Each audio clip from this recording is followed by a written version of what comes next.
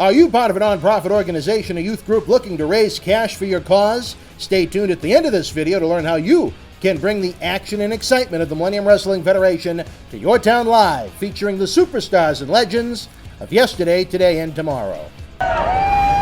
This is Mick Foley. This is Harley Race. This is Shelton Benjamin. This is Mr. Wonderful Paul Orndorff. This is the Monster Abyss. And this is Daniel Bryan. This is JBL, and you're watching the MWF. Be there live.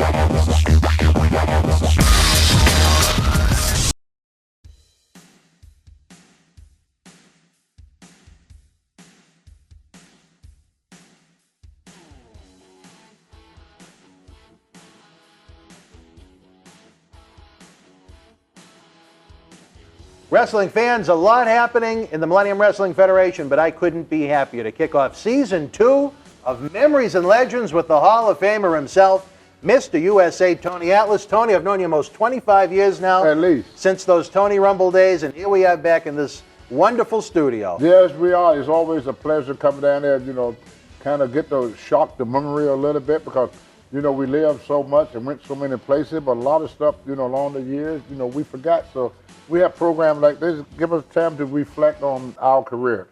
Podcasts are a popular thing right now. Well, you know what? You can listen to this like a podcast if you want in the background, or here you get the video version. You can actually see the responses and the facials and whatnot. So I like video more than just the audio. That's just yeah, because that way you could enjoy it and you could watch it over and over. And if you miss something, the first time you watch it again the third or fourth time, and you see things you didn't see or hear things you didn't hear the first time you watch it. We got to give the cheap plugs as we start, because I know the fans are going to be enamored with your story. You got the T-shirt on right now. That's right. How can we get the Tony Rumble T-shirt? If you want to get the official Tony Atlas T-shirt, all you got to do is contact Pro Wrestling Tees, as long with CM Punk and all them guys, and they got some nice T-shirts of Tony Atlas. So go online, look at Pro Wrestling Tees/Tony Atlas, and get one of my T-shirts. I think you're going to enjoy it. And you got the book. And I got a book. You go to crowbarpress.com and you can read the book of my biography. It's called Too Much, Too Soon. And later on, you're going to find out the reason why we named it that, because when I started my career, everything came to me so quickly that I couldn't process it all, and it led to my downfall. So my book explains all of that. All right, Tony, the fans are going to be watching this Friday, April the 6th. You and I are going to be in New Orleans as part of the WrestleCon convention. Over at the Boston Wrestling Table, John Cena Sr. will be with us. Larry the Axe Henning, you talk about a great old-timer, Larry Henning. Cowboy Bob Orton, the Hall of Famer, and Hardcore Holly. I know, Tony, you're going to be with another vendor, so come on out and meet you. Yeah, y'all, it's a great WrestleMania weekend. It's good that we have other events going on other than the Hall of Fame and WrestleMania, because everybody can't fit into the stadium at WrestleMania. Everybody can't fit into the arena at the Hall of Fame. But everybody can enjoy WrestleMania together, because we got other events that goes around WrestleMania, Fanfest and everything. So it's going to be an enjoyable weekend. And where else? No place out there. New Orleans, the party town, baby. You got it, baby. Oysters and beer. Now, you know what John Cena Sr. said to me? He said when he walks down Bourbon Street, they don't throw beads at him. They throw panties at him. Oh, my goodness. Can you believe that? Oh, they throw oysters and beer at me.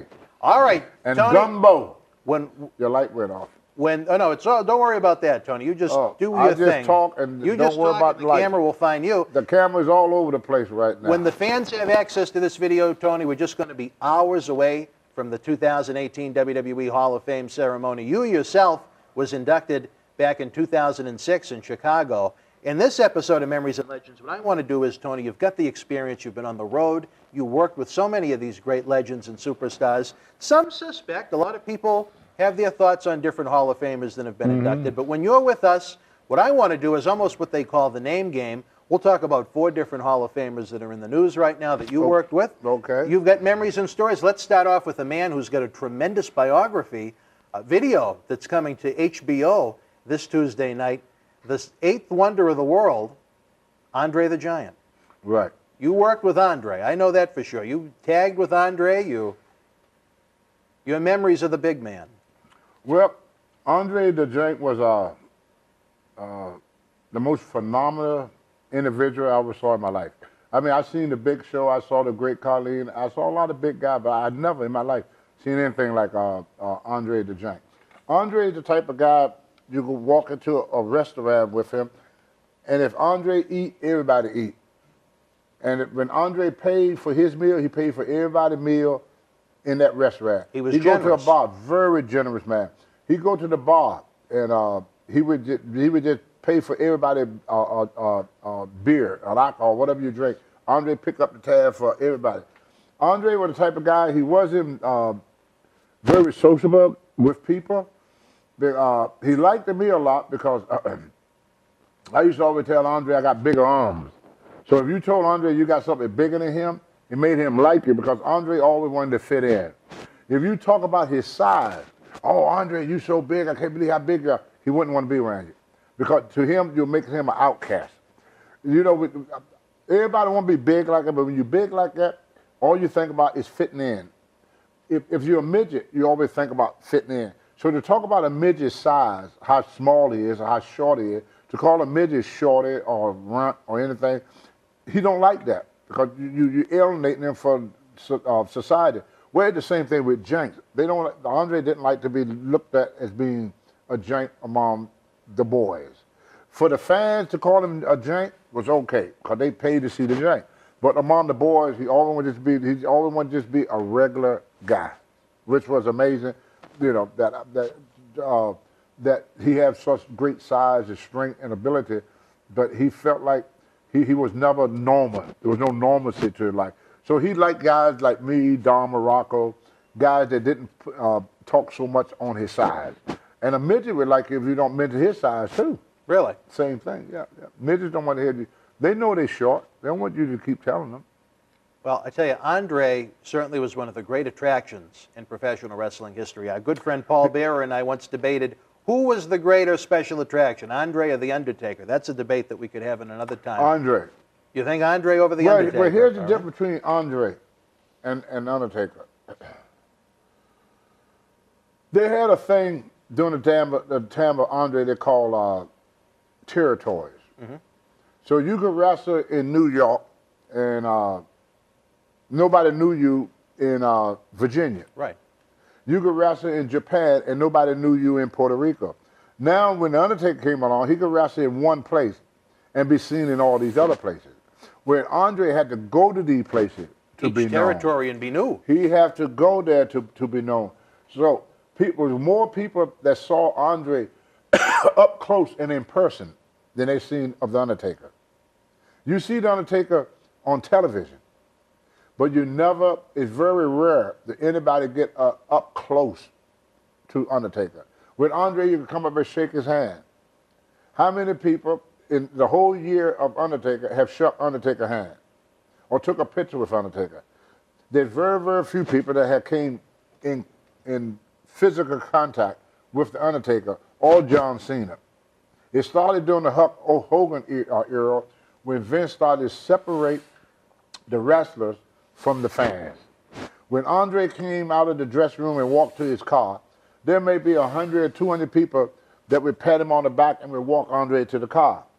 When Undertaker come out the building, there's 100, 200 to 300 people on the other side of the fence that can't touch him. Right.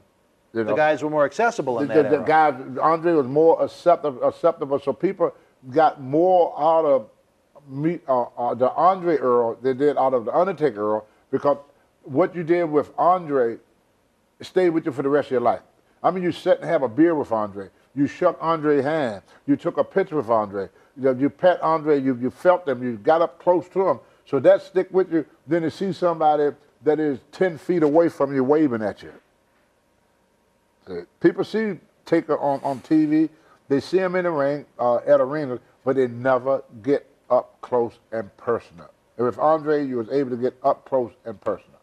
You mentioned the territory system. Andre, he was under contract with Vince McMahon Sr., but to keep him fresh, they would send Andre all over the globe to the different territories. They'd almost rent him out. They did that. Like Ric Flair done that. Like wrestling don't have a world champion no more. Right. There's no such thing as a world champion. When Harley Race or Ric Flair was world champion, they went to Japan to defend their belt. They went to Puerto Rico to defend their belt. They went to South America to defend their belt. They went to Canada to defend their title. They went to Europe to defend their title. They went to every territory and every organization. Now, a world champion, if he wrestled more than 10 people, it would be America. Because he only competes within his organization. He don't take on the champion in Japan. He don't take on the champion in Europe. He only fight those that is in the WWE. If you're not in the WWE, you will never step in the ring with John Cena. But you did not have to be with the WWE in order to wrestle Ric Flair or Andre the Giant or Harley Race. Right. You could be from another territory. You could be from another territory and still be able to wrestle a Nick Bockwinkel, who was AWA champion. You could still wrestle Ric Flair, who was NWA champion. You could still wrestle Bob Backlund, who was WWF champion at that time. So the older guys was more acceptable to the people, plus the older guys got more wrestling experience because they didn't have a repeat of the same guys all the time. Right. Because you only got so many people you could put against Cena, so many people you could put against Taker, so many people you could put against Roman Reigns before you had to come back around because there are only so many people in that organization. Right. Whereas with Andre, he could wrestle, have 1,000 matches in a year, and 300 matches in a year, and not one would be against the same guy. And that was the beautiful thing about the territorial system. He must have had at its peak maybe 25 promotions around the world you could go and work to and get full-time work. The money was not what it is now in WWE, but you're talking it was more. You're talking about a roster. The money was more. The money was more in the territory days? The money was more, yeah. Now, how can you say that? Well, you see, you base it on the economy. Back when Andre the Giant and them was wrestling, you could buy a house for $25,000. Okay. You could buy a brand new Cadillac for $10,000. Gas was less than $1. Guys, Ric Flair in the early 70s, were making $4,000 and $5,000 a week. Mm-hmm. I first started on my first debut in 1975. I was making $150,000 a week. Wow. In a year, you mean? I mean, a year. When me and Rocky were champion, we made $350,000 a year as WWF champion in the 80s. Wow. I went back in 2008, and my pay was $100,000 a year. Really? Well, you weren't in a position in Don't 2008. matter. Most of the guys that you see on TV is not making more than that. There's only a handful of guys that is making the big bucks. You got the top guys that make the really good money. The average guy is making between $100 to $125. But when you make $100,000 a year with the WWE, you self-employed. Right. So if you don't have deduction, 48,000 of that 100,000 belong to Uncle Sam. Right. Unless you a top star like the Undertaker, you have to pay for your own hotel, you have to pay for your own rental car, and pay for your own food. The only thing that the office pays for is just your plane ticket. Right. Nothing else. Only very few people got the big contracts. The rest is making the table less. Scraps almost. Pretty much. All right. Well, like I get royalty check. I get 1% of a penny. Now, explain that. I get 1% of a penny. You received a check for 1% of a penny? Of a penny, yeah. That must have been a bad quarter for Tony Atlas. Well, no, that's my deal. Yeah. 1% of a penny. Well, you also must have received some nice royalty checks over the years. Been 1% of a penny ever since he started it. You've never received a royalty check for more than 1 penny? No, it's 1% of a penny. So, like, if he sell, like, let's say 1 million copies or something, yeah, I may get $100 out of it. Okay. See what I'm saying? So you have received some decent royalty checks. Yeah. But I think the largest royalty check that I ever received for the WWE was $600. Okay. And you get them 4 times a year, right? No, 3. 3. Okay. 3. And sometimes you don't get one. Really? Yeah. If you don't, if your royalties don't get $50, anything under $50, they won't send it to you. So they hold on to it? Well, they just keep it. They only bother with it. Wow. Yeah. Oh. Yeah. All right, well, back to Andre. What kind of a draw was he? I mean, you were with him probably at his peak. I know you did a lot of 6-mans with Andre. around the WWF in the early to mid 80s. Andre sold out every building he went to. Yeah. You know, you got to stop and think about during that period of time to see a guy like that. You know, you don't see it. Even today, you don't see people like that. So people knew that Andre was somebody that if you don't see him today, you probably never see him. Right. And they knew that it's going to be a while before somebody else of that caliber comes along. And so far, since Andre passed, nobody else had took his place. No. It was just one of a kind type of guy that just come in, and if you don't see it now, you won't see it again. Like going to the circus, and you see the three-headed monster. There's only one three-headed monster on the whole earth. So if you don't go and buy a ticket to see him while he's in your town, then you're probably never going to ever get to see him. So he was a phenomenon, not only to back then, but also today's too. Wow. Well, Andre, I know the documentary, again, it's coming on HBO. His stories are legendary of his drinking. Did you ever experience the Andre the Giant in the bar? What was the drinking experience when you like? look at the size of Andre, he drank less than everybody else when you look at his size. True. You know, but what it was, because he was so big, what would be a six-pack to me is like one beer to him. See? And he would hold them like this. And it'd be one sip. Massive hands. Yep. He would hold it just like that with two fingers. Throw away the can. Just like that. So a sip of beer to me is a can of sip to him. And he had 64 teeth in his mouth. The average human got 32. He had more teeth than the average person? Human. Yeah, yeah. Really? Yeah. How do you get more teeth? I don't know. That's why Andre, his biggest fear was that the scientists, they offered millions and millions of dollars for his body when he died. Really? And that's why he got cremated right away. Really? Yeah. He didn't want them digging him up and experimenting on him. Wow. Yeah. He had that fear. Really? But he was what we call a missing link. He was, yeah. Sure. He was a missing. And if you look at Andre and his build, Andre the Giant and Law Littlebrook had the same physique. You know what? You're not He too was far not built off. like he was built like a giant dwarf. Interesting. When you look at Andre, you saw a giant dwarf. You did not. When you look at a Big Show, you see a big man. Look at Carlin, you look at a big man. When you look at Andre, you see a dwarf, a giant dwarf. I never thought of it that way. That's right. His hands came to his hip. Yeah. He had short legs, a long torso, a big head, and short arms. Unbelievable. Look at every picture of Andre, and then you look at a picture of any midget that been a little lower. Take a picture of little lower, put it right beside Andre. They got the same build. Just one's much bigger than the other. He was built like a giant dwarf. Did you ever travel with Andre at all? Yes, he did. Now, how hard was it for the man to actually travel? What was that like? He break your seat. In the car you're talking about, yeah. Your car go in the shop the next day. Now, you'd have to put him, I imagine, in the front with the seat all the way back? And then he would lean in to get in, to put his leg in, and seat pop every time.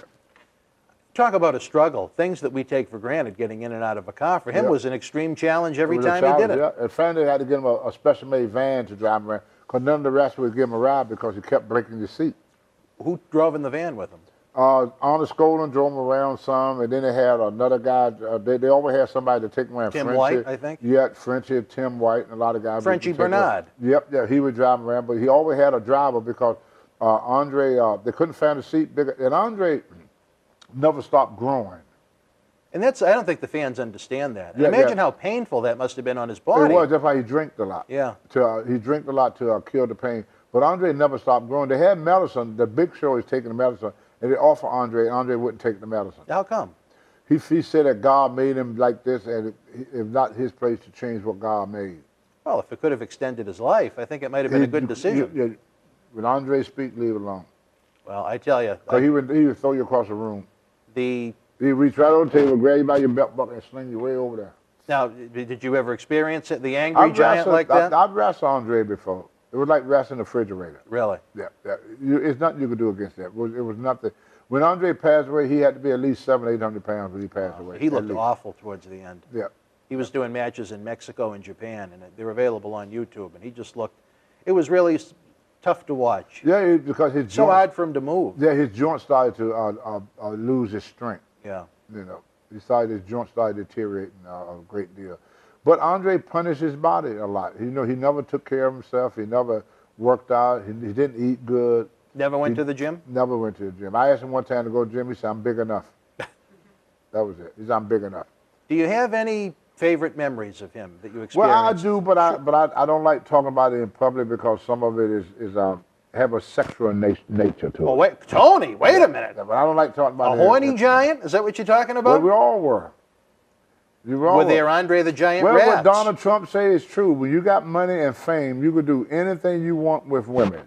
And Andre had his women? He had women coming out the yang gang. They wanted to see just how giant he was? Is that what you... They want to be with a giant. They want to be with a giant. Oh, They're Tony, we got to hear these sometime. You get more play with giants and midgets. The midgets too? Midgets too. Now, why the midgets? Because, I mean, how often could a woman be with a midget? I tell you, certain women got a certain curiosity about themselves. Like when I first moved to Maine, I was the only black guy in my town, and every white girl there wanted to see was it true or not. Really? Because they'd never been for a black guy. No, but you were with someone. This was after you. So I didn't endure it because of my wife, but I had a lot of offers, young, beautiful white girls, just because I was black, no other reason. So your favorite Andre memories of him in hotel bedrooms, is that what you're trying to say? Yep. After a night of drinking? Yep. The women would come up to his bar, they would bring him food, they'd bring his beer, they'd show him around, they'd do everything. French wine? He loved the French wine, didn't he? Whatever he wanted, the women were there. But they were there for a lot of guys. Ric Flair, the same thing. Ric Flair had more women coming in and out of his door than you could shake a stick at. Harley Race. There was not a wrestler that I knew that didn't have a lot of women running out of their room. I would say the only exception, when you look back on it, would be like Tito Santana. He was very faithful to his wife, and that was about it. Wow. Well, I tell you, any locker room that Andre was in, I'm sure he controlled that locker room. No, Andre was very laid back. Really? Andre now, what was an Andre like in the locker room? Well, Andre wanted to be like everybody else. He liked to play cards, I believe. He loved to play cards. He was just like everybody else. He was, he didn't dominate nothing.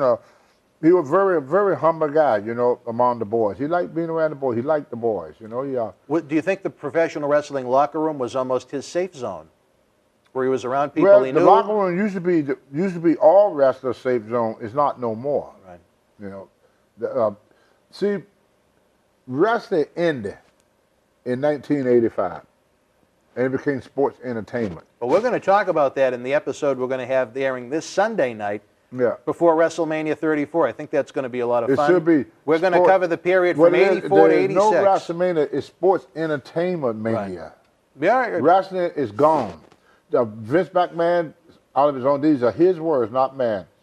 I beat Ted Turner because Ted Turner is in the wrestling business. I'm in the entertainment business.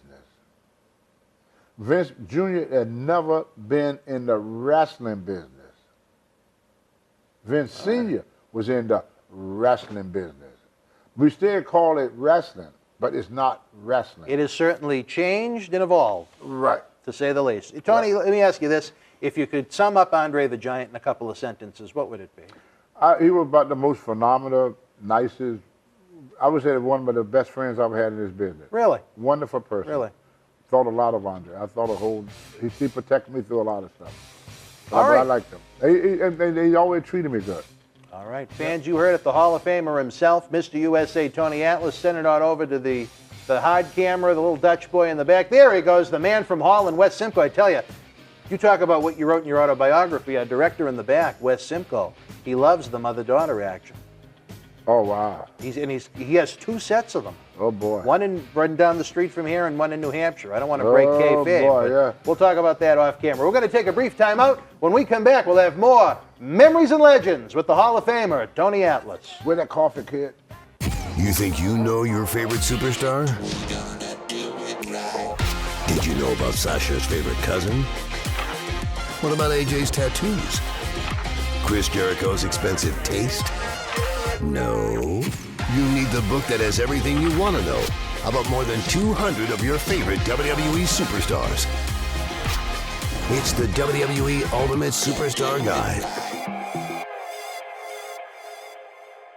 Wrestling fans, welcome back to the Season 2 premiere of Memories and Legends. Tonight, it's the WWE Hall of Fame ceremony in New Orleans. We're going to be there as part of WrestleCon, Tony. Let's continue to break down some of the careers, experiences you had with some of these great Hall of Famers. The next one on the list is someone that's been in the news a lot the past couple of weeks. We're talking about probably the longest reigning champion in any way, shape, or form, the fabulous Moolah. Moolah, being a female, a lot of people ask me, say, Tony, well, there's a lot of racism in wrestling. I always tell people, not as much as sexism. Moolah had to work twice as hard as the guys to, that's why she stayed around for so long. Because by the time the doors opened up for women, Moolah was far in her age, her and Mae Young. Yeah. So that's why they stayed around so long. They waited for that opportunity where they could be getting known worldwide. Like Moolah one time was in a bar, and Bob Orton Sr., not Jr., Randy Orton's grandfather, got in a bar fight. The guy tried to come up from behind him and stick him, and Moolah saved his life by busting a pop bottle over his, a beer bottle over his head. Really? And Moolah would fight a guy. A lot of people didn't know that. And they played a joke on him one time. They put her in shoot matches. And she had to beat like 18 girls, and they say they give you the belt. Well, she had to beat them for real, not show, but beat them.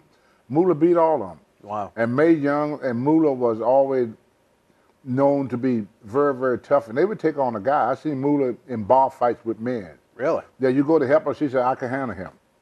Did you hear the news recently, Tony? WWE named the first ever women's battle royal, the fabulous Moolah women's battle royal at WrestleMania 34 this year. There was a backlash on the internet about the abuse that women went through training under Moolah, and WWE, they backtracked because of the feedback they received, and they decided to remove Moolah from the name of the battle royal. Well, that's because they didn't know. Yeah. She didn't abuse women. The thing that a lot of women didn't like about Moolah is that Moolah ran the women's group. See, Moolah knew how guys thought about women. And when I was wrestling back in my day, the guys didn't have no respect for women. I mean, women were just a play toy for most of the wrestlers. They used them. They didn't abuse them, but it was abuse in some way because some of the girls fell in love. And they use them, and the guys would do stuff like we have trains. They ever had two women in a room, and maybe 10 guys would do these two women. They ran training on them. They have orgies and stuff with women. Well, Moolah knew about the wild side of the wrestlers. So what Moolah tried to do was protect the wrestlers from, protect the women wrestler from the wrestler. He said, don't fool with a wrestler because you get a bad name. So a lot of the girls rejected that. And now they do have women dating wrestlers because the wrestlers are not the same. They're not wrestling, well, they're in the entertainment business, so they can't do with the women what the wrestlers did with the women. You see what I'm saying? Plus it became corporate, it became big, so women's got more power and more authority. And you have sexual harassment and all that stuff, where you didn't have it during the days of Moolah. So the only way a woman can protect herself and her reputation in the days of Moolah is not to get sexually involved with any of the wrestlers. Well, she was accused by some of her trainees of being sent on photo shoots that turned into adult photo shoots. Did you ever hear anything like that? Moolah didn't know. See, a lot of people. So Moolah would wait a minute. So Moolah would send these girls out on these photo shoots. Not She it happened more than once. Trying to get them booked because there were no contracts then. There were stories that have gone around recently from some of the trainees that Moolah would almost pimp the women out to certain promoters that wanted sexual favors in exchange to get paid. Not true. Did you ever hear that? Not true. Not true. Oh, that's not true. Not true. Moolah tried to protect the wrestlers, protect the girls from being sexually exposed. And that's why a lot of women didn't like her, because the fact that she would stand in the way of that. She was totally against that. So to your knowledge, that you never happened. You talked to Rennie Rickler, she was the same with all of them. She didn't. The wrestlers, the girls could not date. She kept them away from us. They couldn't date wrestlers. So the wrestlers didn't know what the girl did. If they got in a type of, they didn't party with her, they didn't go out and drink with her, and they didn't take guys back to their room like we took women back to our room. So Moolah wanted the women to stay respected. And women like Wendy Richter, all them women, they was always respected because they didn't fool with the wrestler. When I first went back and I saw Undertaker and Michelle McCool, that they was dating, I was shocked. Really? I was shocked because they was always against that, the wrestler dating. Do you think it's a good idea for the wrestlers, for the male wrestlers, to get involved with the female wrestlers? Because it usually doesn't end well. Well, you can't judge love. Yeah. You know, Moolah tried to control love. You can't control human emotions. You can't control love.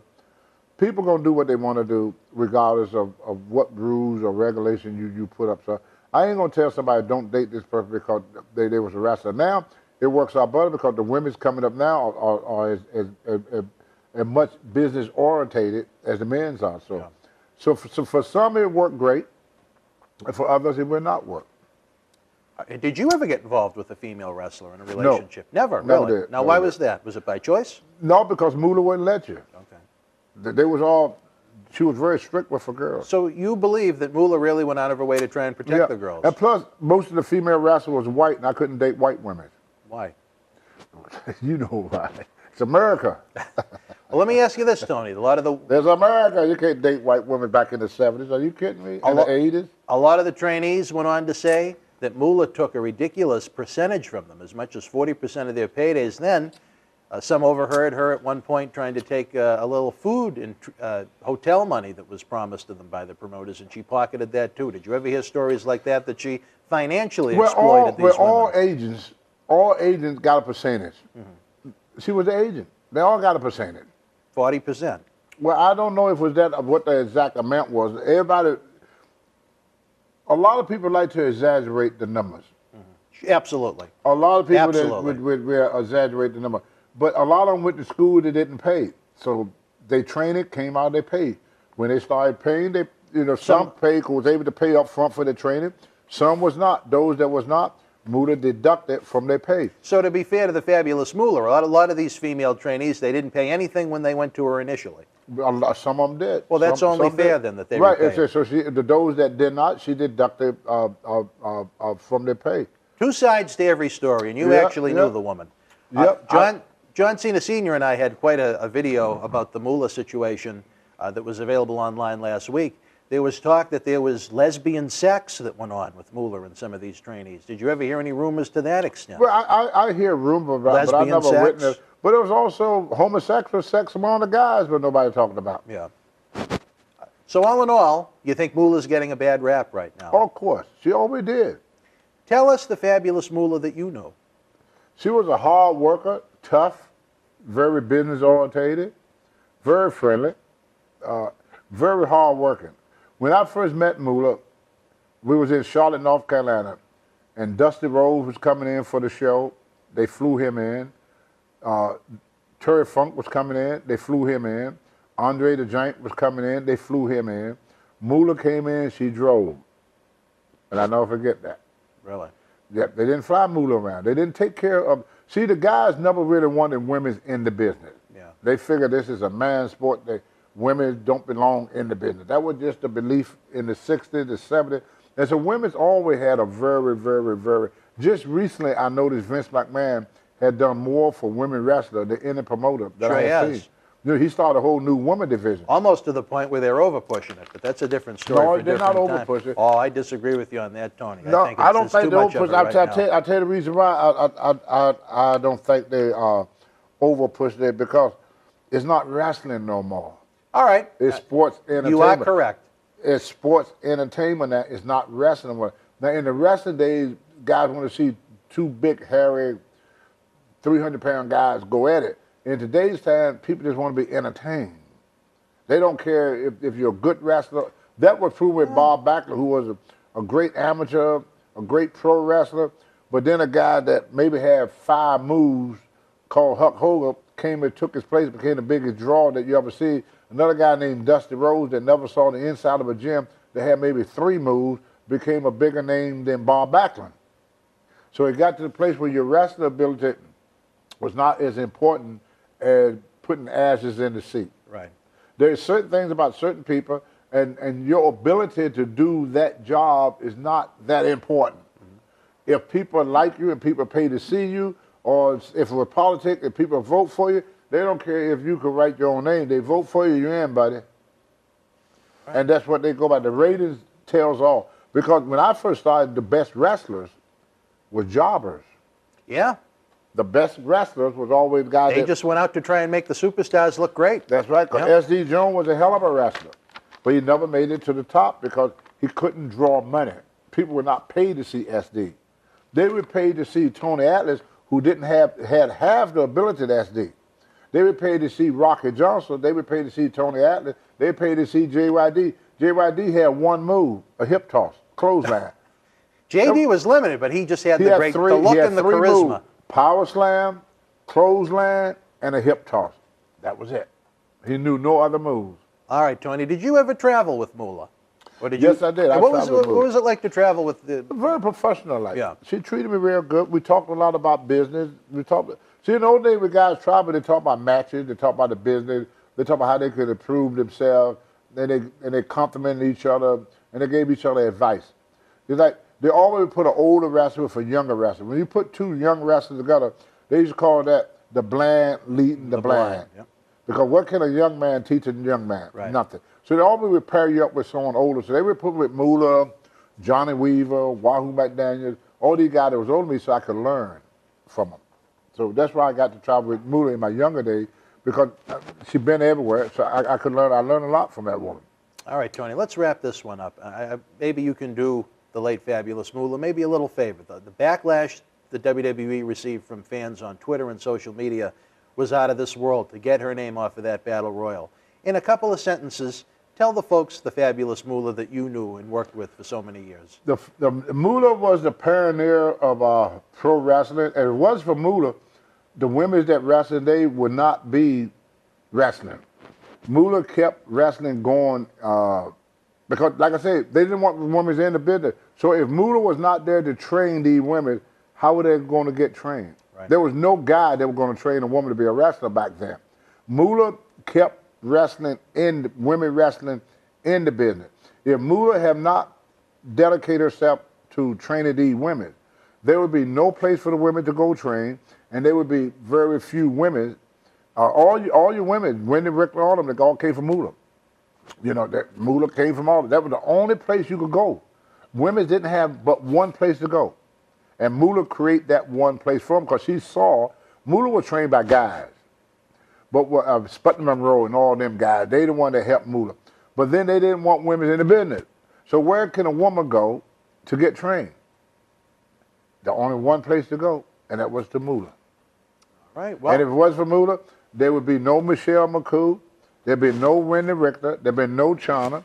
All these women you see, they would not been in the business. Women would have been out of the business in the 70s. All right, wrestling fans. If you're active on social media, I'm sure you've read about things that have been said about Fabulous Moolah. You're hearing from a gentleman that loves this beef jerky, that worked with her and knew her, traveled with her. We'd love to hear your feedback in the comment section below, as always. Right now, I'm going to take a brief time out. Tony needs a snack.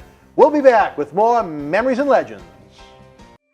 Through the ages, across generations, we've searched to know everything.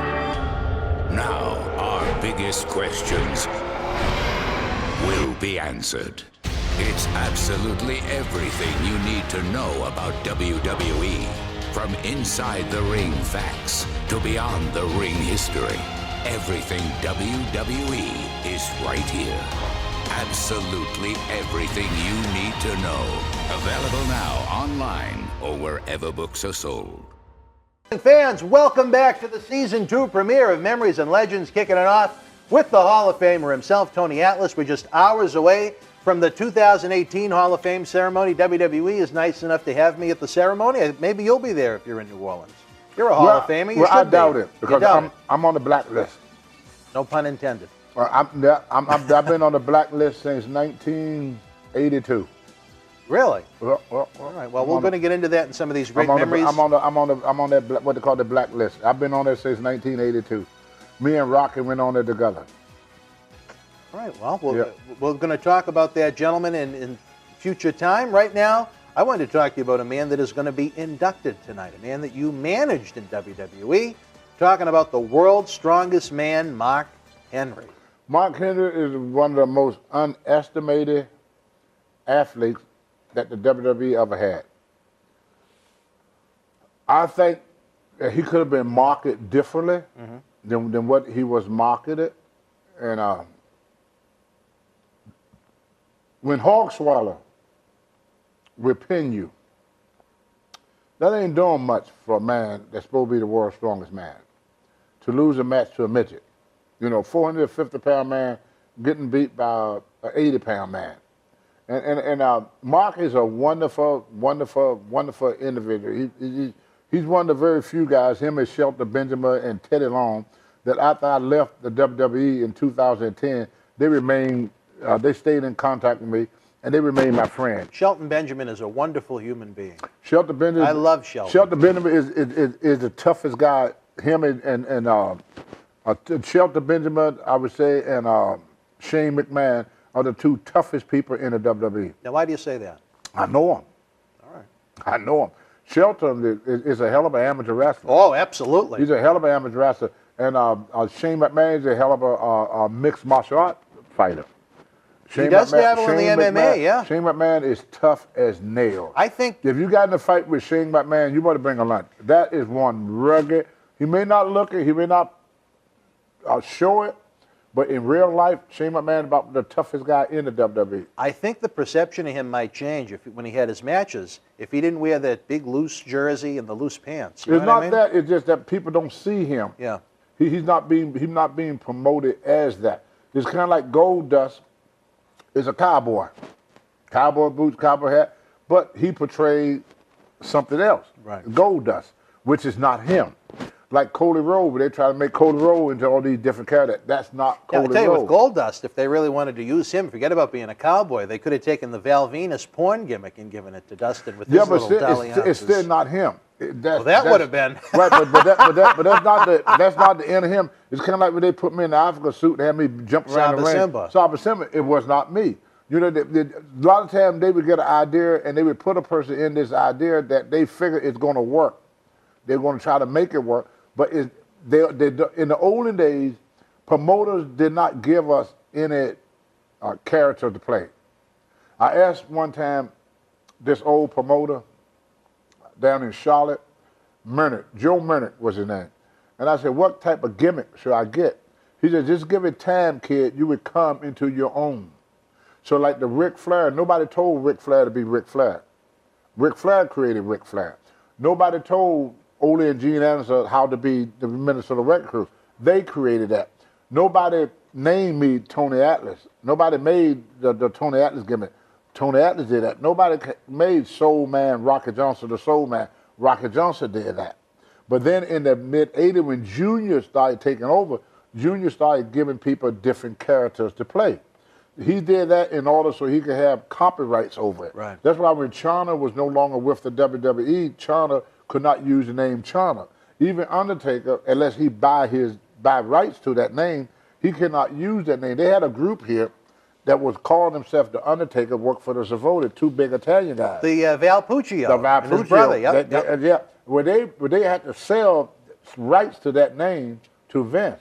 Because Vince could not use it because they had that first. Yeah, they had it first. They were the first Undertaker. And so all this stuff now is copyright. Like right now today, I can't use Saba Simba in any kind of way. See?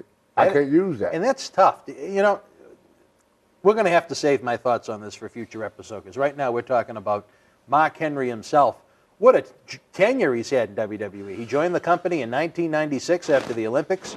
22 years later, still with the company. It looks like he's going to be an ambassador and maybe move on to a production-type role. Mark Henry, whatever they got for Mark Henry, he deserved. Because Mark Henry is one of the most loyal people that I know. I used to travel with him, and Mark Henry hate to be late. Mark Henry do as he's told. Mark Henry caused no problems. He works hard every day, go to the gym, work hard in the ring, work hard in the back. And what he does, he always, him and Teddy Long, will always try to help the younger kids. If Mark Henry can help you do something, he will help you do something. like I said, Mark Henry, you know, I look at him as a son. You know, he's a really. Yeah, he's a great guy. He's a great guy. In fact, I was in Philly signing an autograph with Mark Henry about a month ago at the Icon of Wrestling, and I'm gonna be with Mark Henry the end of March 30 and March 31st. Well, that already happened by the time this aired. Yeah, this is April 6th. So I get to see him occasionally. He had lost 100 pounds. Really? So he's down to 350. He was 450. Now he's down to 350. Wow, that's great. But he's a great guy. He deserved to be into the Hall of Fame. He really deserved it. How did you wind up with Mark Henry? Tell the story. Well, there. You were sitting at home in 2008. In 2006, Mark Henry was sitting in the audience, and he saw me. He told me that he was my childhood fan. Really? Yeah, he was a Tony Atlas fan. So he went to McMahon and talked to Vince about bringing me in as his manager. So they waited a little bit to pull the trigger on it. Well, because the reason they do that, because Vince planned everything 2 to 3 years down the road. Mm. So before Vince could tell you today, I'm gonna give you a job with the WWE. It may be a year before he do that. He got to finish what he got planned for this year. Mm-hmm. See, Vince right now is working on, once WrestleMania come, everything that Vince is working on now is for after WrestleMania. WrestleMania is the beginning of the new. That's when they had the trade, you know, where they had the draft and all that stuff. Because now they're going into a different era. So if he tell you today that he's going to bring you in, it won't be until after WrestleMania before it really happens. Yeah. Or after the big, most of all the hiring and firing tickets go along right. If you ever know, it's right after WrestleMania. About a month or so after. About a month or so. So Vince made a decision to bring me in 2006 or 2008 before he really. Because he had stuff already planned for 2007. Right. 2007 was already planned. When WrestleMania hit 2018, 2019 is already planned. He's working on 2019 WrestleMania. And what he's going to do in 2019 is already planned. The building, the hotels, the matches is already planned already. He looks to Vince Senior look 3 months down the road. But the organization is bigger than that. They look 2 to 3 years down the road. So that's why if he could decide today to hire you, but it may be 2 years before it has to happen because he got to finish what he has already started. Yeah. Interesting. Well, that year already been planned out already. How did you gel with Mark Henry? Was he happy when they finally brought you in 2008? Yeah, did you guys travel together? Yeah. We went to the gym together. We went out clubbing together. Really? We ate together. We did everything together. We didn't sleep in the same room because we got our different sleeping habits. You know, I like getting up early. Mark likes staying up late. So, but we had our own room. But other than that, we rolled up and down the road together, ate in the same restaurant, worked out in the same gym. We was around each other. On time me and Mark Henry was not around each other, we went to sleep. Was he an easy travel partner to have? Very easy to get along with. He liked his music. He liked philosophy. He liked talking about different things. He liked talking politics, liked talking religion. Loved to listen to his music when he's on the road. And he loved to eat. What he want to eat. When you guys would have those long rides in between the towns, what was it? The topics of conversation? They vary. It depends on what was the topics of the day. Sometimes we'd be talking to politics. Sometimes we'd be talking about matches. Sometimes we'd be talking about family. It varies. It depends on what happened the night before. We just got along well together. You know, Mark Henry is a great guy. I have nothing bad to say about Mark Henry. You know, he's a very, very hard worker. Very hard worker. How do you think he lasted so long? 22 years in WWE. There are very, very, very few guys. He did what he was told. Yeah. He never buckled the system. Well, one of the rules of wrestling for every wrestler, keep your mouth shut and do as you're told, and don't be late. Well, Mark Henry did all three. He kept his mouth shut, he did as he was told, and he was never late. He ran into some issues early on. WWE, they gave him a 10-year, $250,000 a year contract, and they wound up sending him back to the OVW developmental system. Do you think that was a good experience for him? Of course. To maybe learn the wrestling from the ground roots up? Oh, of course. Of course. That's why Vince created a school, because the wrestlers need a place to go to improve their performance. Mm. See, we did it in front of an audience. Right. And if it didn't work, they would say another territory, and you would learn another territory. Right. So that's how you learn. Like I couldn't keep up with the Mid-Atlantic, so he sent me to Texas for a while to learn a little bit. Then bring me back. Then he sent me to Missouri for a while, bring me back. They didn't have wrestling school, so they would send you to a territory to learn more. Because with the territory, you wasn't getting as much exposure. You got to realize there was no cable; everything was syndicated. Right. Yeah. So I could wrestle in Texas, in Dallas. Nobody in Houston knew me. No one saw it outside of that television territory. They didn't even know me in Houston. Yeah. They didn't know me in New Orleans. So I could go here and I could wrestle and learn. Then they bring you back to the big area, Mid-Atlantic or WWF or AWA. There was a big one, or Mid-South, you know. And that's why I was able to do that, because they didn't have what you could wrestle in Massachusetts, and nobody in New York knew who the hell you are. A good story about that. I was in Houston, Texas for Paul Bosch, and I was there with Bruno Sammartino, and Bruno was getting ready to go in the ring, and so they give a big announcement. Now from WWF former world heavyweight champion of the world, Bruno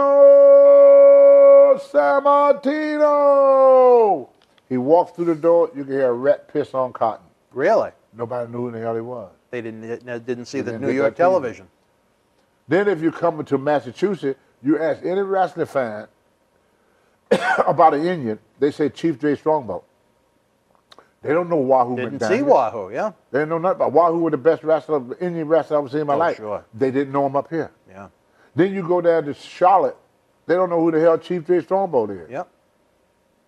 Or George Animal Steele. I really wish I was around for that era. I'd be a little older if I was, but I tell you, that's why it was a magical time. One wrestler could wrestle in Virginia as a bad guy, and then come to New York and be a good guy. Good guy, yeah. And no one they would know didn't the difference. see him, you know. And that's why guys were able to stay in the business for so long. All right. Well, Tony, I have to ask you this question. I know the subject of race does come up from time to time. Mark Henry, he stood up for himself when he encountered a situation with Michael Hayes using terminology he didn't really care for. Do you think he maybe risked putting himself in a bad position, reporting an executive as high up the food chain as Michael Hayes was? Well, he was there for 20 years, so it didn't hurt him too bad.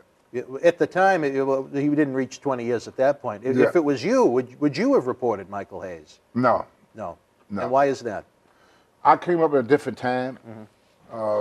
When I came up, Mike Hayes did too. That terminology, the N-word, was used regularly. Yes. It was a regular thing used by white wrestlers. It was carny almost. It was part of the business. So we got called, like if you were Polish, you got called names. Just like they used to call, even on TV, think about Jesse Van Tool calling Tito Santana Chico. Right. Yep. See what I'm saying? That was, imagine doing that nowadays. They'd be crucified. They'd be racist now. Yeah. See, so a lot of things that was considered racist now was acceptable then. So that's why Mark Henry did it at the right time. His timing was right. If he had done it during the 70s or during the 80s, he would have been blackballed. He would have been out the door, probably. Yeah, he would have to take it. You would have to take it. Like Ole Anderson, who was Polish, got ridiculed a lot for being Polish. I remember Ira Puskett got ridiculed a lot for being Polish. So if you was of certain nationality, I remember some names they said about Italian guys that they wouldn't say when Bruno was around, but when Dominic DeNucci and all them other guys, they would use different slurs. Guinea or something like that. Yeah.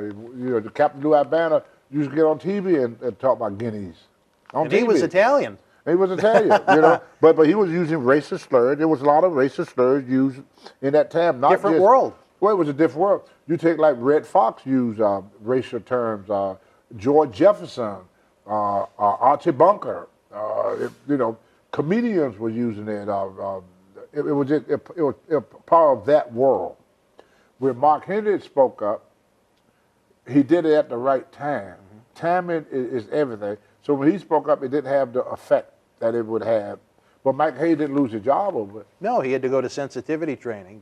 And I don't think Michael, I only heard it secondhand, but the way it was told to me was, I don't think he was really going out of his way to insult Mark Henry. Yeah, he was. You think so? Oh, yeah. Oh, yeah. All right. Well, you were in the locker room. Well, I know Micah. Yeah. Okay. Interesting. I know Micah. Well, Tony. I know his upbringing. Yeah. Where he come from, and all the guys were like that. They all was like. When I first started in the business, this is what I was told: keep your mouth shut, do as you're told, don't be late, and stay away from white women. And that is still in today's time. Really? They still do not like the idea of a black guy walking through that door with a young, beautiful white girl on their arm. In fact, one of the guys got fired several times for doing that. You asked Teddy Long, he was part of the Brooklyn game there, Cram Time. Oh, okay. The tall one? Yeah. He had a lot of white women? Well, he had a white girlfriend. He used to bring her there, and you see the faces on these office people. And you think that's what part of the reason why he wound up getting released? Hell yeah. Really? They fired him the first time for that. They don't like that's that. right. Yeah, they did. That's yeah. right. Oh, They don't Tony, like, I tell don't you. like that. They don't like that. They don't like that. They don't like Wow. that. Still don't like it. That's why these Things ain't changed that much. You got to realize desegregation is only 50 years old. So you got a lot of people that was raised up with a different belief system. Don't make you bad people. Don't make you a racist. Don't make you bad. It's the same thing. The reason people say, well, you don't live in Virginia no more, Tony. I don't live in Virginia no more because I'm not afraid of what the whites are going to think about me having a white wife. But I am very concerned about what blacks think about me doing that. Really? Oh, yeah. It's going to be a while before we get over, we say we over racism, but we're not. Mark Henry had to go through, he did good. He did wonderful. But if he was white, he would have done much better. We all know that. He would have done much better if he was white. And that's with anything you do, because that's just how the world had been for so long. You know, it been like that for so long. And what I did in my tab, I just learned to accept it the way it is. I didn't criticize it. I didn't look down on those that thought like that. I just learned to accept that's how the world is. You know, and with Caucasian, they can't mix and survive too. You ever hear the old saying, once you go black, you never go back? Yeah. What do you think that means? Once a person of either gender interacts with a black man with certain positive attributes, they don't want to go back to the white version of No, it. they can't. President Obama, mother is Irish. Father is black. Obama will never be Irish again. Ricky the Dragon Steamboat, okay, I get what you're saying. Ricky the Dragon, right. The only way, it's only one way to create a white baby. Only one way to do it. A white man and a white woman. You can't get it no other way. The most dominant gene in mixing, not nothing else now, just in mixing, is the darker the gene, the more dominant. A black man, Spanish woman, black baby. Black man, Jewish woman, black baby. Black man, Oriental woman, black baby. Tiger Woods. You know, got an Oriental mother, yeah. Black father, he's black. Tony Atlas got a Scottish father, black mother. Tony Atlas black. So your father was white? It's Scottish, yeah, he was white, yeah. So once you would never go back to being white. You'll never go back to being Spanish. You'll never go back to being Oriental. The black gene is dominant in mixing. People are like paint.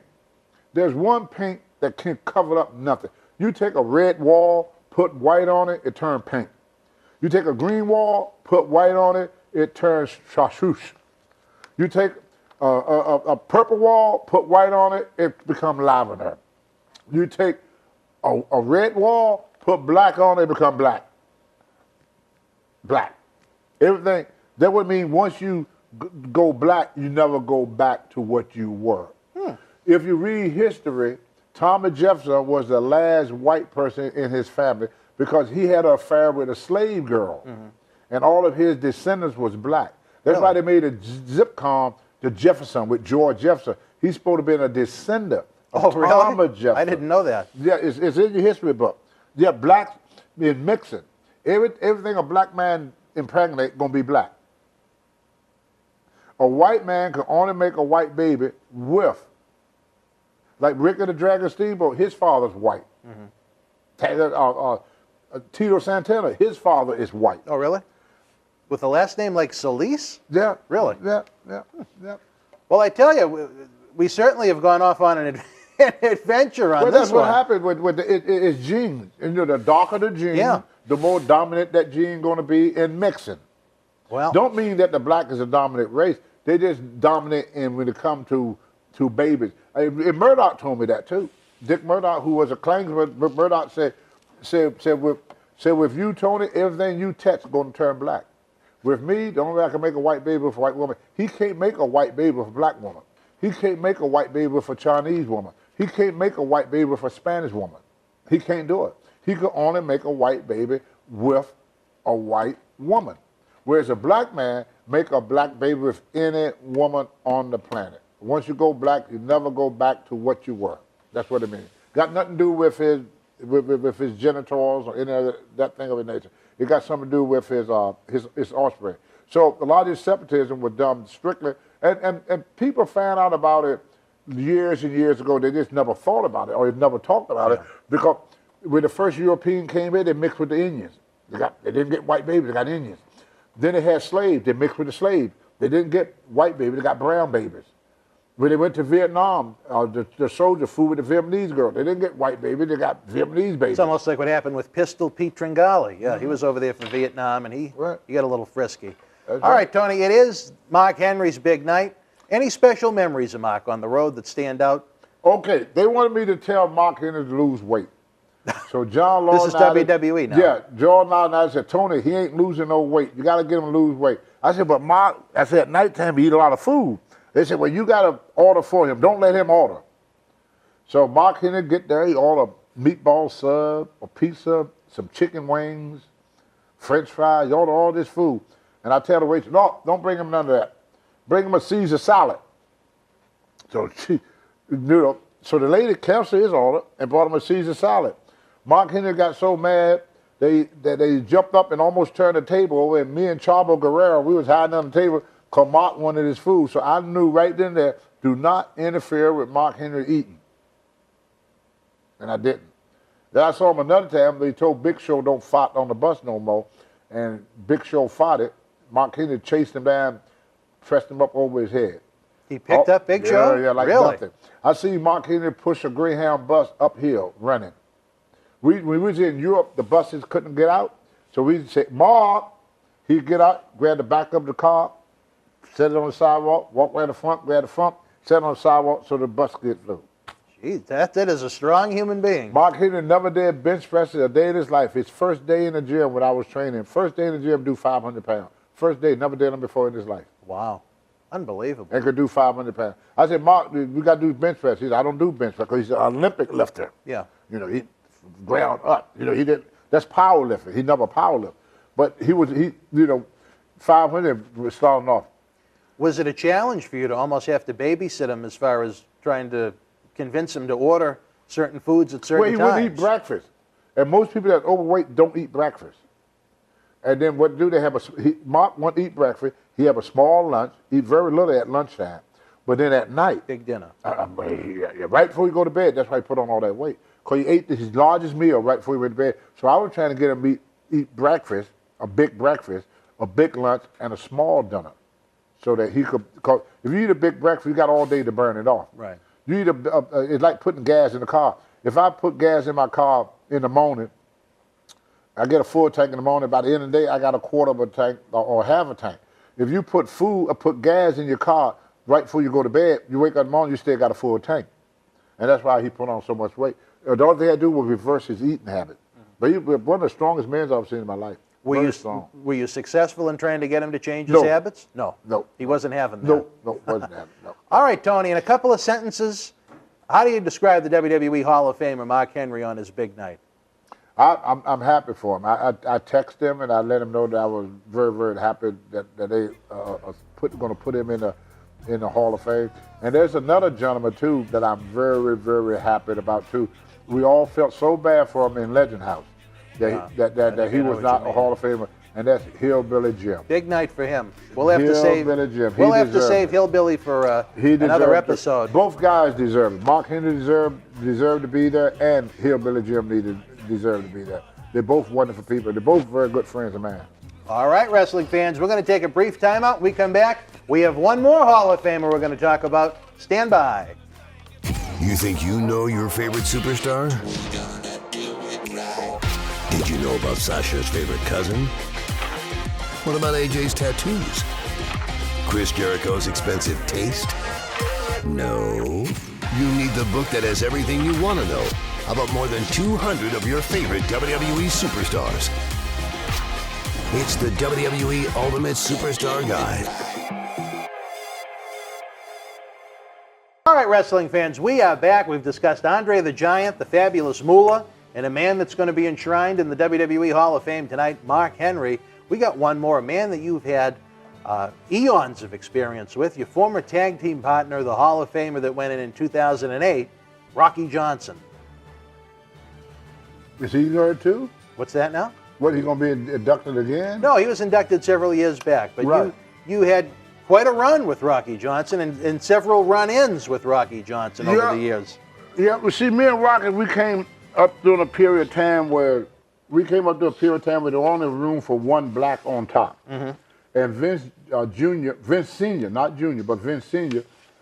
Was the first promoter to keep two blacks on top. Normally, the situation was like, I was the top guy, SD was the underneath guy. Mm-hmm. And then you go to another way, Rufus R. Jones was the top guy in Charlotte, I was the underneath guy. You go to Texas, Taylor Conway Jr. was the top guy, Ernie Ladd was the underneath guy. There was always had one black on top. The other black was the undercard guy. Vince Sr. got the idea of keeping both guys on top. And the way he did it, he decided to make us as a tag team. And that was the first one to do that. Normally, one of us would have to leave and go work another territory. But Senior said, no, I'm going to keep both of them. See, because I walked out on the WWF. I walked out. And they brought Rocky in to take my place. Well, when I came back, they were going to get rid of Rocky, but then they changed the man. They thought it'd be great to team us up and keep both of us together. And that's how me and Rocky became tag team champion. He did an interview recently. He said he tried to help you an awful lot when you broke into the business. Is that true? I didn't think so. No. It was. I want to read a little bit of this interview because a couple of things kind of rubbed me the wrong way. He said he repeated a line that he claims Vince McMahon Jr. had stated, that you have $1 million body and a 5-cent brain. Was that ever said to you? Not to me. It probably was said to Rocky about me. Yeah. I wouldn't doubt that Vince said that. How did you get along with Rocky? I mean, I read your book. I know there were issues. Stranding you, claiming he was going to give you rides, trying to make you look bad. That was the main thing right there. Yeah. Rocky, the first time that I came back, Vince Sr. decided to keep me and Rocky. And Vince Sr. asked me, said, you want to go back to L.A., Los Angeles, and get your car? Rocky stepped in. Nobody asked him nothing. Stepped in and said, oh, I got 2 cars. He could use one of my cars. Plus, we're going to be partners anyway. He could ride with me. So he dropped me off at a hotel in New Haven. Not New Haven, but Handon, Connecticut, right by New Haven. Dropped me off at the hotel, told me he was going to pick me up the next morning. Never came back to pick me up. Why? Wanted me to get fired. See, Rocky came along. I don't hold nothing. I did hold it against him at first, but I don't hold nothing against Rocky. Like me and him, we talked. And Rocky figured that the only way he's going to keep his job is to get rid of me. I didn't understand that, but that was his belief. And I don't think he was ever as over as you were in WWE. No, not at all. No, but he knew as long as I was there, then he was going to be the. If you notice, when we won the title, I pinned Alpha. When we lost the title, he took the pin. He took the fall. He did the job. He did the job. They protected you even in the loss. Even in the loss, yeah. He said when you guys were the champions, you didn't want to make the small towns. No, Is that true? Not true. One thing I noticed when I did... When me and him were champion, I was already on the shit list. Mm-hmm. I wanted to make every town. My car was in Los Angeles. I would depend on Rocky for a ride. So Rocky would leave me. How many times did that happen? Oh, he did it about 3 or 4 times. And then Vince Vince family took and bought me a car. Really? They bought me a Cadillac. Senior or junior? Senior. He bought you a nice car? Yeah, because Rocky would pay. And then Chief Jay Strongbow kept telling him, team him up with SD or put SD on the car. Then you had someone Then I had a way. reliable. Yeah. Chief Jay Strongbow kept telling Vince, put him with SD. SD would make sure he get the SD would take care of him. So what ended up happening, they started booking SD on the same car with me. That's how I was able to make sure. My car was in L.A., and I worked every night. I couldn't get my car. One thing I noticed... But then later on, me and Rocky became friends. One thing I noticed during your run as tag team champions, a lot of the times, you were wrestling a singles match on one town, and Rocky was working a singles match on the other town. Was there a reason for that? Yep. They didn't want us to... they didn't want us to grow. They didn't want you to grow. They didn't want us to grow. They didn't want us to become successful as black champion. Because Senior put the belt on us. Mm-hmm. Junior took them off. Took them off. See, that was Senior idea. It wasn't Junior. Well, let me ask you this, Tony. You went through some difficult times during that period. It's in the book. We're going to talk about it, hopefully, in future episodes of Memories and Legends. Do you think you were hard to do business with at that time? No. That's what Rocky alluded to in the interview. No. This is the sticking point to me, because I know we've talked about this on the phone before in private conversations. He said you were part of that large class action lawsuit against WWE. And No. Now, why would he say that you were? I don't know. I'm not. Look it up yourself. Like I said, you and I have discussed that lawsuit on the phone. I mean, before. it's on the computer. You can look it up. My name is not on there. You've been recruited. People have tried to attempt you to be part of it. Is that correct? Yeah, I didn't say nothing with nobody. Is there a reason why you don't want to be a part of it? I don't have concussion. You never suffered a concussion? No. Really? No. Well, that's just, it's good for your health. No, nothing wrong with me. I mean, you know, yeah, I was approached several times about that. I never signed it. And last that he said that, I said, this doesn't sound like Tony Atlas at all. He said you did this must be maybe within the past year, you did some kind of shows with him, and you took money from him and ran off and supposedly owe him this money. I said, that doesn't sound like the Tony Atlas that I know. We only did maybe 2 appearances. I got it. And was there some kind of a financial issue where you stiffed him on something? No. Well, that was what was on YouTube. No. And I didn't like it, because I know you, like I said, we first met in 1993, and I've only known you through Tony Rumble as a good man. Yeah, because a promoter don't pay us together. No Right, promoter right. do that.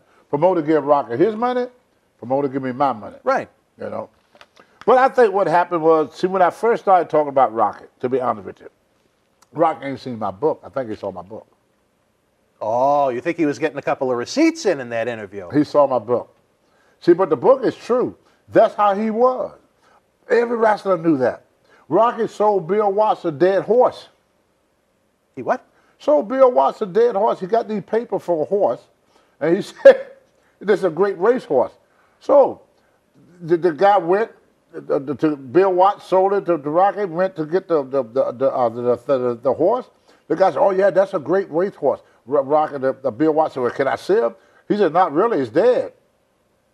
He sold SD Rick Martel car. I remember that from your book. That's what's Rocky. That's how he was. He had the reputation, correct me if I'm wrong, screwing you. of You being couldn't kind of trust a hustler, kind of sleazy. Is that true? Yeah. That was Rocky. And I tell you, I've met his He's wife. not that away now. I met his ex-wife at the Cauliflower Alley Club reunion, Zada Johnson, and she's a lovely lady. Yeah, but Rocky's not a bad person. Rocky just came So what up, is the hustling all about? What's the element of sleaze? well, it was how he was raised. He was raised to He be was raised sleazy. in Canada, Okay. in an area where blacks were treated worse in that area he from than they were here. So Rocky always had to fight for what he wanted. And me being younger than him, coming in, and they give me the same push. He did at one time, I was going to quit in Florida, and he did talk me out of quitting. So he did do that. He lent you a hand a little bit. He offered you some advice. Yeah, he was not all bad now. Me and Rocky trouble did not start until they team us up. Because Rocky had the whole thing to himself, because I left. Yeah. Then I come back. In this competition. I look at it as professional. He was trying to get rid of me on a professional basis, not a personal basis, you know. Yeah. That makes sense. Because I saw some of that interview, and I was kind of shocked. And he was upset, too. Do you think... On that interview. So I think he was so upset because he didn't know what I said about it. I said in my book that Rocky was so low that he could walk underneath a snake without bending over. And I think Rocky... But at that time, this was before... The book was written before me and Rocky reunion. After I sat and talked to him, I found out they would come and tell me stuff about Rocky. And I get pissed off at Rocky. They go tell Rocky stuff about me. Rocky get pissed off about me. So they was pushing us, the other wrestlers. And we was not aware of it. So when Rocky told me they would say this and this and this about me, I said, really?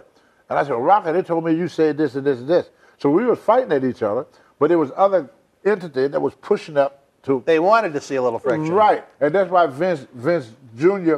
kept us separated. If you stop and think of me and Rocky, the whole time we had the belt, we teamed up 3 times. When we won it, then we teamed up in a 6-man tag with Andre the Giant against Peter Maivia and the Samoan. And then the 3rd time that me and Rocky teamed up in the ring when we lost the title. We only defend you never did the house shows? We defend that title. I know you guys did a lot of singles matches. We only defend the title 1 time. Wow. And we lost on our first defense of the title. We lost. Wow. 8 months after we got the title, and they put us all in separate buildings. Cause Rocky kept leaving me. Yeah. You know, I didn't have a car, and my thing was that Rocky's supposed to pick me up and take me to the show. And he never did that. Do you think that if you guys, well, on Rocky's end, if he wanted to kind of work with you instead of against you, you could have had a much bigger and better run? There was no black wrestler back in them days would work with another black wrestler, except for Ernie Ladd. Okay. Because there was only room for one on top. The one they put on the bottom, they put him on the bottom first, then they get rid of him. What I'm saying is, if he tried to work with you instead of against you, do you think you could have had an even more successful run? Oh, yeah. Yeah. And why didn't he see that? Well, no black wrestler seen it back then. It wasn't just Rocky. No black wrestler would have done that. JYD did everything he could did to bury me, too. Really? Yeah, the only black wrestler that didn't do anything to me was S.D. Jones and Ernie Ladd and Rufus R. Jones. Wow. Taggart Conway did the same thing to me in Texas. Rocky wasn't the only one. Well, I know me and Dusty Rhodes talk about that night when Vince had a thing with me, Dusty Rhodes, and Teddy Long and all of us. And Dusty Rhodes say right on tape, they all were jealous of you, Tony. When I walked in the dressing room, they knew I was going to get the top spot. They knew that. When I went to Texas, Taggart Conway Jr. was the top guy. Once I came in, I was the top guy. You came in young. You came in inexperienced in the business. It was the same thing with JYD. You got over huge. Yeah, everywhere you went. It was the same way with JYD. JYD would joke about what I did in the dressing room. He would do it like it's a joke. Man, that Tony, I'm telling you, that Tony was so messed up last night. I don't know what he was taking. He was taking something last night. He was so messed up last night. He couldn't even find his way in the room. But he's saying it in front of Pat, in front of Vince, and everybody else. Oh, man, I'm telling you, I had a hard time getting Tony to the mess that he just got in the gym. You know, he overslept because he was up all night partying, and I almost I was late because of Tony. He wasn't late because of me. He was late because he got up late. But he told Vince it was because of me. Huh. See? I remember Vince Jr. come to me, Vince Sr. come to me one time when me and Rocky was late for TV, and he told me, say, Tony, the next time you want to go to the gym, go earlier. He said, I'm going to fine you $500 for being late, but I'm not going to fine Rocky because it wasn't his fault that he was late. I said, what are you talking about? I said, Rocky was late because he had his wife and son in one room and his girlfriend in another room. He tried to dump the girlfriend so his wife don't see her. Really? In the same hotel? Yeah, and wow. George Washington all the time. But he told Vince Jr. that he was late because of me. I mean, Vince Sr. Vince Sr. came and told me. I told him, no. Wow. I said, I almost called a ride with Seeker. I said, Seeker told me I could give me a ride if Rocky don't come out the room. That's unbelievable. Yeah, but that's how it was. I don't, like I said, I love Rocky to death. He's a great guy. If he walked in right now, what would the conversation be? We wouldn't even talk about this. I mean, would it be a handshake, a hug? Yeah, would there be tension? Handshake, hug, yeah. Tension? I like Rocky. Any tension? No, it's gone because I know the reason for it. See, once you found out, the time was different. It was survival. Mm-hmm. He wanted to survive. Yep. He didn't want to leave the territory, and he was worried you were going to push him out because of your success. Exactly. So he did what he did. He did what he did to feed his family. Let me ask you this. This might be of interest to the fans. You were around a young Rock, Dwayne "The Rock" Johnson, one of the biggest superstars in Hollywood. You were around him when he was living in little territory motels. Yeah. What are your memories of a young Rock? Temperamental. What's that now? Have a bad temper. Did he? Yeah, very hot-headed. Now, how old was he when you were around him, would you say, if you were guessing? I knew him when he was 4, 5. Oh, that 6. young? Wow. Oh, yeah. Okay. Yeah. He always had a temper. Yeah. You know, you can even see him sometime in him. He got a very bad temper. Yeah. He wrote a little about that in one of his Yeah, books. he could be a real hothead at times, you know. Yeah, but he always was a hard worker, a very humble young man. You know, success, as you can see, never went to his head. He's very gracious. He's a great kid, but when he was young, he had a very, very bad temperament. Yeah. I mean, worse than mine. I had a bad temper, but not as bad as his. Really? He was very temperamental when he was young. All right. Well, let me ask you this. Everybody, when you do these quote-unquote shoot interviews and things like that, they want all the dirt and the negative stories. Any positive memories of when you and Rocky teamed up and won the titles? No. None? None. All right, well. We would have became our buddy if they kept us separated. Are you happy that you've made peace with them? Yeah. Good. Yeah. I'm very happy that we was able to sit down and discuss our differences, you know. But Rocky's a great guy. I like Rocky.